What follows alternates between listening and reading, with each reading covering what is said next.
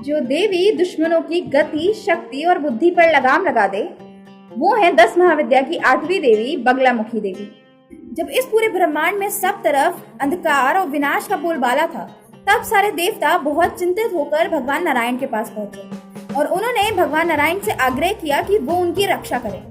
तब भगवान नारायण को कुछ भी नहीं समझ में आया और जब उन्होंने ध्यान किया तब उन्हें पता चला कि सारी समस्या का हल तब तक नहीं हो सकता जब तक स्वयं देवी बगलामुखी प्रकट नहीं होती। इसके तुरंत बाद भगवान विष्णु हरिद्रा सरोवर पहुंचे,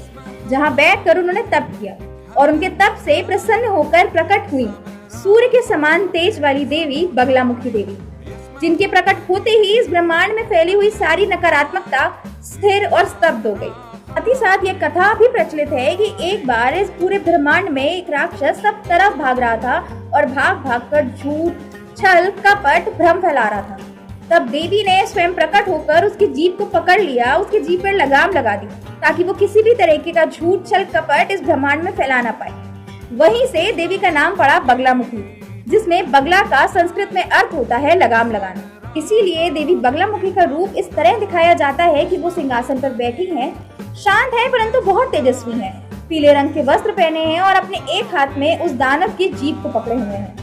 जो साथ ही साथ हमें ये भी सिखाती हैं कि अपने अंदर के दानवों से लड़ना, युद्ध करना जरूरी नहीं है, उनकी गति रोक देना और उन पर लगाम लगाना ज्यादा जरूरी है। तो ये थी हमारी 10 महाविद्या की 7वीं देवी, देवी बगलामुखी,